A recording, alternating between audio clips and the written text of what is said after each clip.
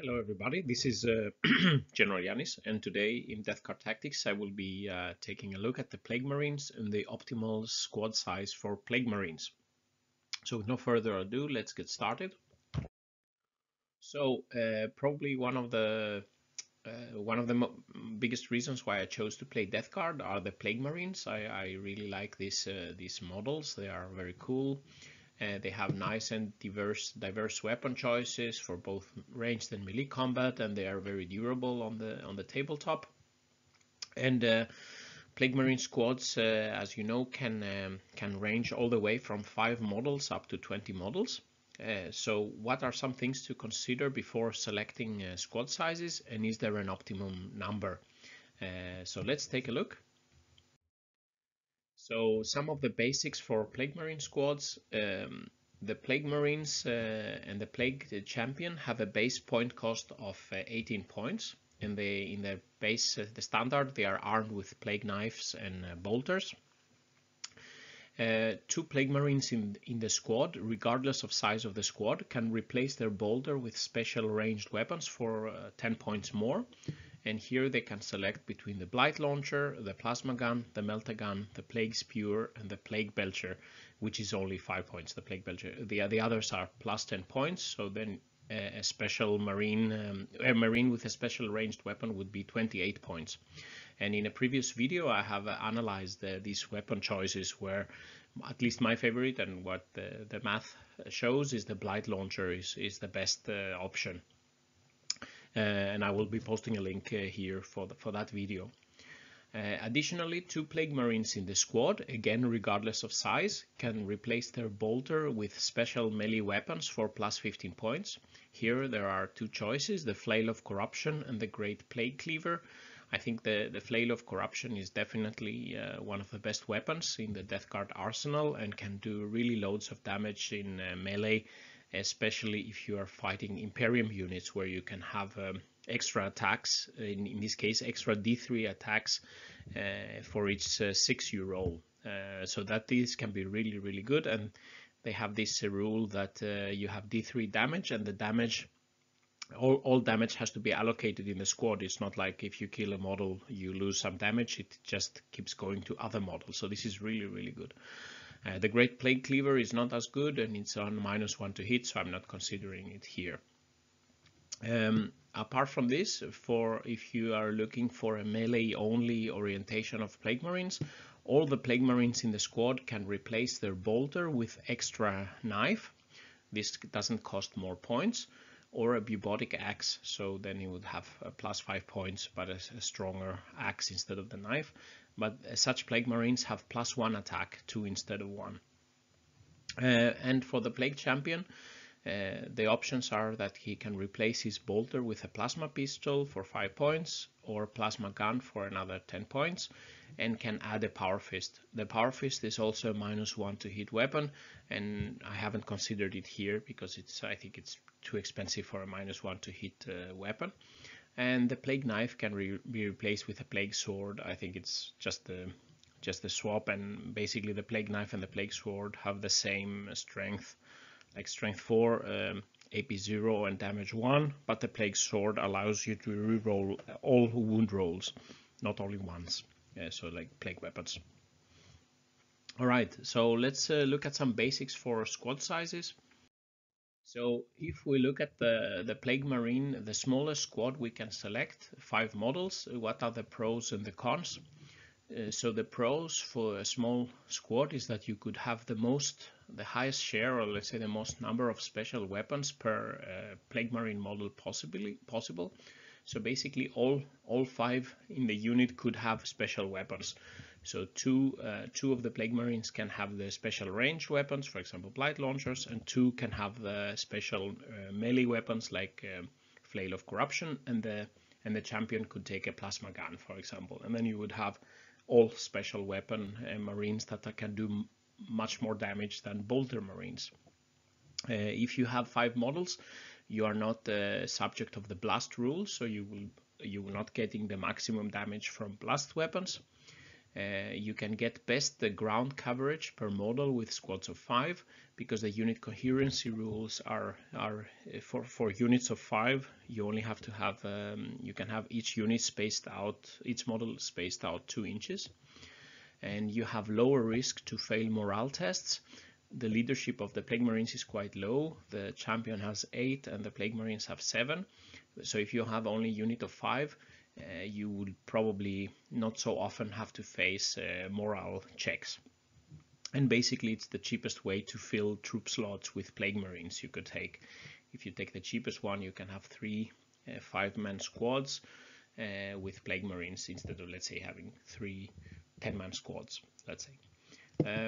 The cons of the smaller squad is that you don't have so much models to lose, so you don't have so much cannon fodder or bodies to throw at the enemy. So if you take some casualties early on, will quickly force you to lose possibly expensive upgraded models with this squad. If you have, for example, all 5 have special weapons, the minute you take a casualty, you will be losing a Flail of Corruption or a Blight Launcher. Also the squad protecting, let's say, characters within 3 inches. If you take just 2, 3 models casualty, it can quickly bring the squad below 3 models, and then it cannot protect characters from being targeted.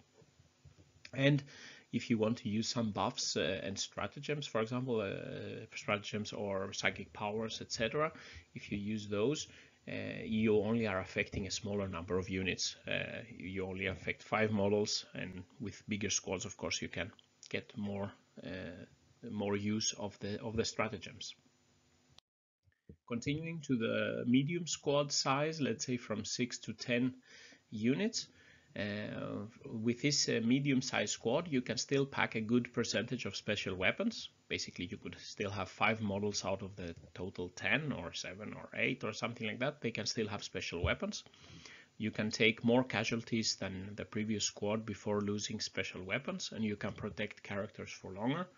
And this is quite a good size for transportation together with supporting characters. So you could have a squad of 7 to 8 Marines and 2 to 3 supporting characters loaded in a Rhino. If you take the smaller squad, you could fit 2 small squads in a Rhino, but then you don't have the supporting characters. And of course, better payout for buffs and stratagems for a bigger squad compared to the smaller squad. Now the cons are that now we have the unit coherency, that for these bigger squads each model needs 2 models within 2 inches. And the blast weapons will always score a minimum of 3 shots versus this size unit, and you have added risk for morale checks because you can take more losses for a turn, and then you could suffer more losses in a morale check. Finally, if we look at the largest squad, 11 to 20 man, so the pros is that you could, with a very big squad, let's say a 20-man squad, you can have a devastating effect with the buffs and stratagem combos. For example, you can make the grenade spam combo or a double shots with relentless volleys for rapid fire for bolters. And basically, if you have so many models in one unit, you maybe don't need any special weapons to do a lot of damage when you can buff them with stratagems, psychic powers, etc. And you can take loads of casualties before losing an objective.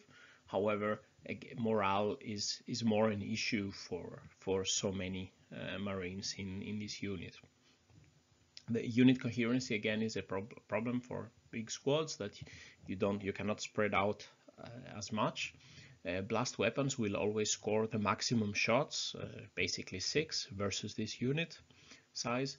Morale checks become a liability, and maybe you need to consider spending command points to automatically pass the morale test. If you take, let's say, 5-6 casualties in a turn, you would probably fail the morale test, and you would be subject to combat attrition. And this big squad size, of course, are not optimal to be transported by dedicated transports. The Terrax pattern assault drill can take 12. But it's still pending if we can use it in Death Guard now with the updated rules. But a con could be it's expensive way to fill 1 troop slot if you need to fill troop slots out. But one big unit could definitely have its uses. Spamming some combos could be really terrifying for the opponent, and you can protect it easier with, let's say, psychic ability, miasma pestilence. You can use cloud of flies. You can protect maybe one big blob of plague marines, and it can do some significant damage, but it will also be a quite prime target for your opponent, and morale might force you to lose a lot of models. So looking at some of the concepts I was discussing, the ground coverage, clearly to cover a lot of ground, it's clearly an advantage for the 5-man squads.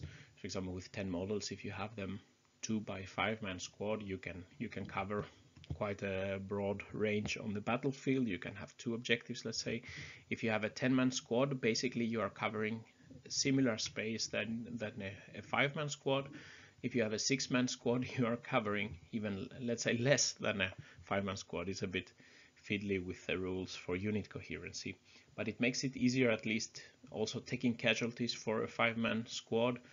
Yeah, you can lose some model and you would not fall out of your coherency. With a big squad, if you lose some units in the middle, you might lose additional units, so you have to be extra careful allocating wounds to a big squad. Morale check implications. Here I'm looking at different squad sizes. Here 5-man, 7, 10, 15 and 20, and here are the casualties that the unit has taken of plague marines in one turn. Let's say assuming we start with a fresh unit. So if we take 1 or 2 casualties, there is no risk to fail the morale test. If we take 3 casualties, there is 1 in 6 chance that we would miss the morale. 4 casualties, 2 out of 6, etc. If we see, for example, the squad size of 5, if we take 5 casualties in one turn, of course we don't have to take a morale check. But of course, if you have a unit of 20, we take 5 losses, we need to take a morale check, and it's a 50-50 if we lose it or not. If we fail our morale check, and remember that if you roll a 1 for morale check, then it automatically passes regardless of how many casualties you have suffered. So the worst case is 83% risk to fail the morale test. If you fail the morale test, and then you have to throw combat attrition for all remaining models, and on a 1 you would, for each of the model you have left in the unit, on a 1 that model would also flee. And if the unit is below half strength, if you hit 1 and 2, you would lose that models. If we see here, if we fail our morale test, how many more casualties would we expect to take from combat attrition? So for example, if we throw, in this case, if we lost for a very big squad, if we lost 3 casualties in one turn, we fail the morale test, even if it's unlikely, but we fail it, then we have to throw 16 dice.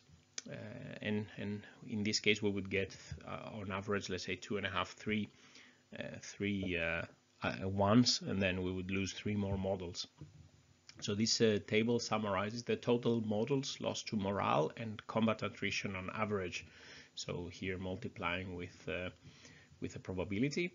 So we can see that if we lose 5 to 7 marines in a turn from a big squad, we can expect to lose on average additional 2 to 3 marines to morale and combat attrition. Morale check can be avoided, but it costs command points. And of course, if we take this many marines as a loss, the small squad would be gone in this scenario.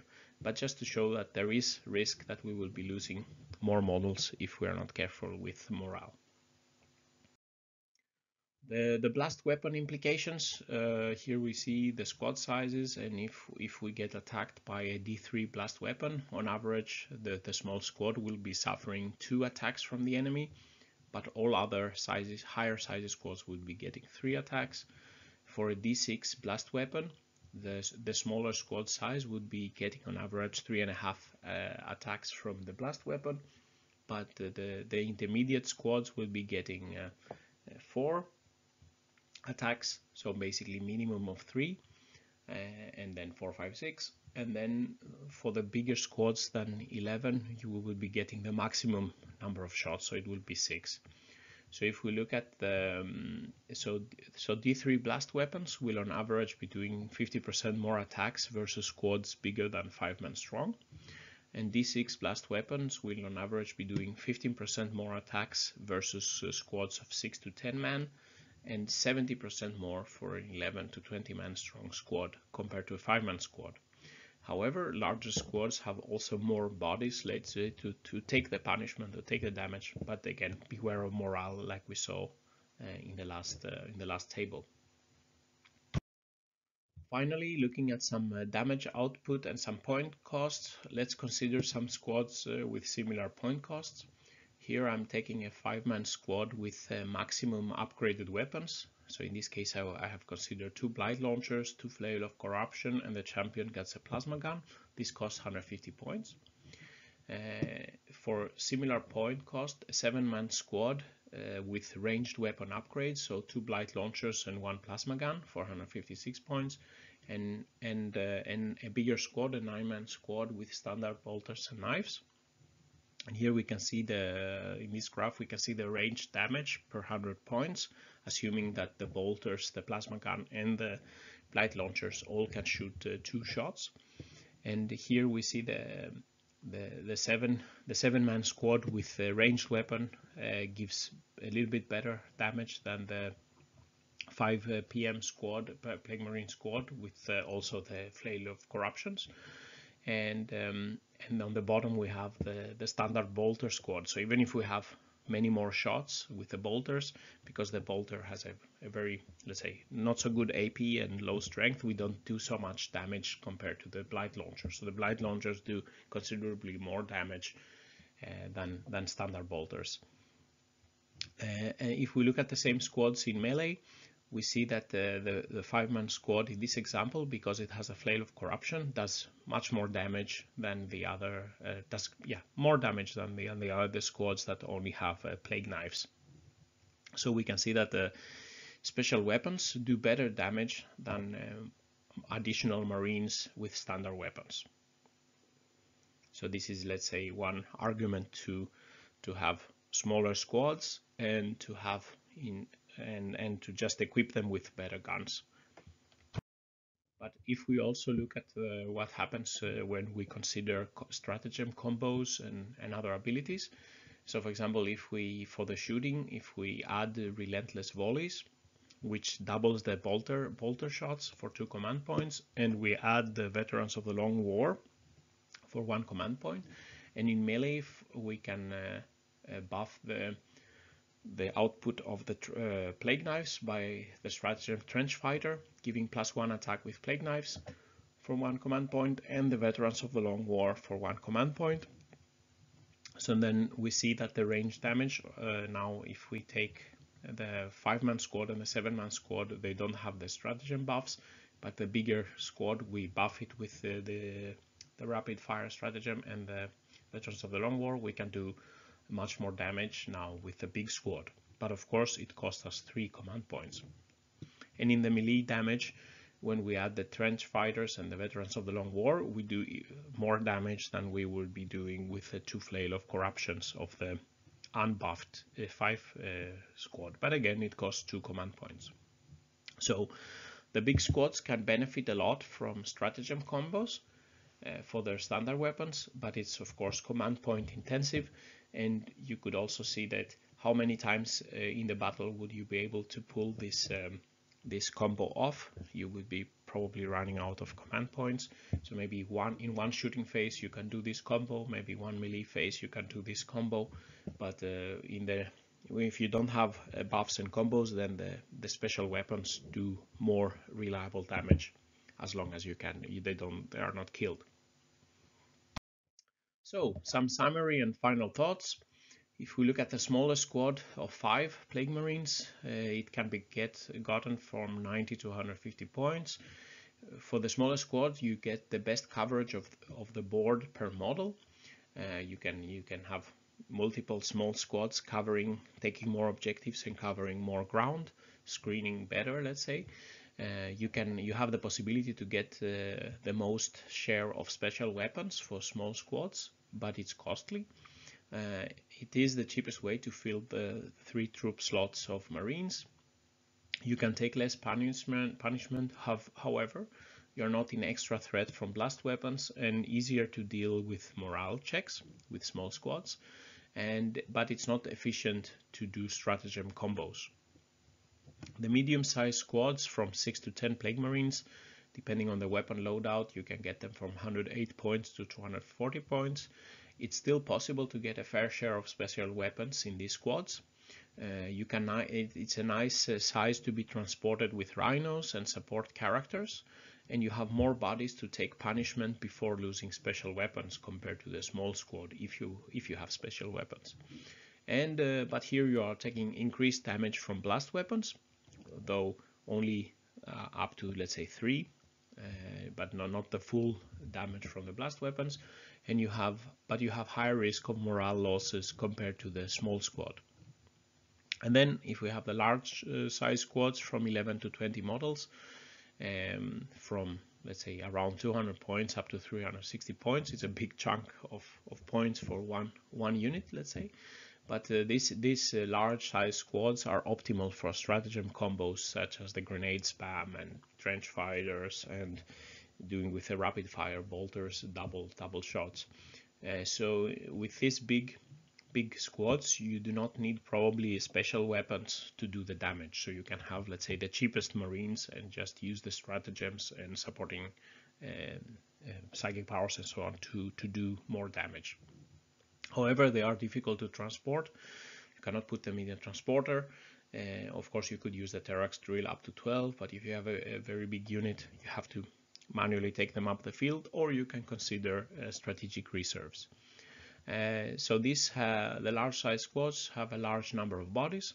However, you are getting increased damage from blast weapons and the highest risk for losing a lot of units from morale. So this summarizes my analysis. It is, as expected, not easy to determine an optimal squad size because it really depends on how you want to use the units, but I hope this analysis gives you some ideas and some values so that you yourself can find a size that fits your needs best. If I was forced to choose, I would probably take the blessed number of Nurgle of 7 Plague Marines. So yeah, I would use the champion with the plasma gun, the 2 blight launcher guys, and the 2 flails. And it's quite expensive. It's 186 points, but I think I like this size of squad, and I think it's optimal to be transported by Rhino. And you have some bolter Marines that you could lose before suffering the losses of the expensive guys. And this is an all-round squad that can do some good damage both in ranged with the blind launchers and the plasma gun, and with the flails you can do significant damage in melee combat. So a good all-round unit, especially if you can keep it not lose too many of the Plague Marines. So with these words, this concludes the video. What are your thoughts about optimal squad sizes of Plague Marines? What is your preferred numbers? Leave a comment, and let's have a discussion on this. If you like this video, please press like, and please subscribe to the channel, supporting my efforts. I will be bringing much more Death Guard tactics videos going forward. So with these words, GeneralJannis is signing out. Stay safe out there, and bye bye.